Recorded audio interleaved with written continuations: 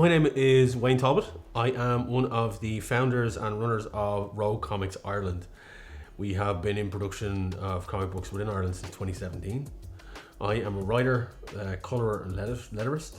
I have written and coloured two of my own titles, The Broker and Nats Ferrata, working alongside our other founders, Kev Keane and Gillian Dempsey. I have generally been involved in the Irish comic book scene for well over 12 years at this stage, at some level or another, and it was decided then, along with a couple of other colleagues, that we'd go into the actual business of making and producing our own books and showing people how to make and produce their own books. That was kind of the founding mantra of Rogue Comics. We have people contact us through our email address, through our website, even meeting us at conventions. They bring their portfolios and they show them to us. We would then guide them from start to finish, from script to final print copy, on how to get your book into print and sell it. That's kind of what we do.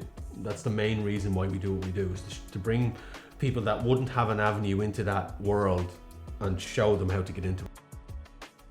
Colour palettes for a comic is very important, depending on the story you're trying to tell and the scene that's within that story.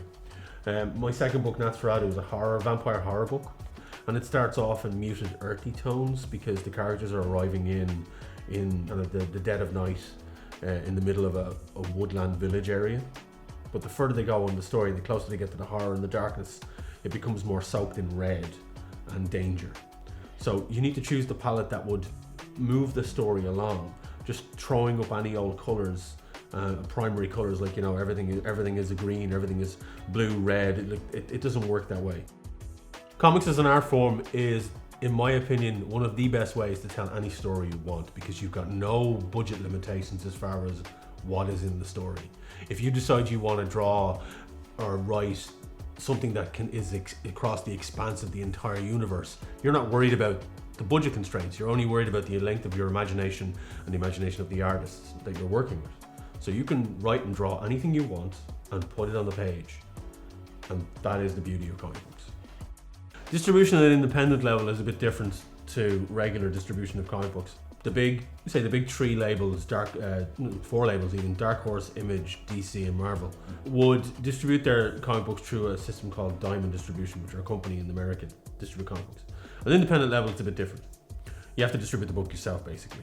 We have a website, a web store that we sell all our books through, and we post them out manually by ourselves. Each creator have a stock of their books and they'll send them off. The great thing about independent comic books is that we sell a lot at the Comic Cons, and very much that will be our main port of sale. So a lot of people would find us and buy our books through that, and it's a good way of getting word of mouth out there about the label and also distributing your own books, because you could sell hundreds. Like I think it was one Comic Con I think I sold 800 copies of one book just at one show over the space of 2 days. But that's where the distribution at an independent level will be word of mouth, online promotion through social media, and then specifically at Comic Con events. Great place to launch a book is at a Comic Con. The one thing that I always say to an artist is just keep drawing every single day. I've dipped in and out of my ability as an artist over the years, and it's only when I'm drawing every single day at anything. It doesn't have to be a finished piece, just be drawing, doodling, sketching, whatever. Just always be drawing. Because if you don't draw, you're gonna have muscle fatigue. Memory muscle fatigue is gonna drop. You're gonna forget how to do certain things. And always be expanding on your abilities as well. Don't just decide on one particular style and stick to that. If it works, great, but always try other things as well. Move into different mediums, try actual real life painting and then a bit of digital painting, or try inking and washes, all that type of thing. Experiment and expand on your arsenal of tools to be the best you can be at being an artist.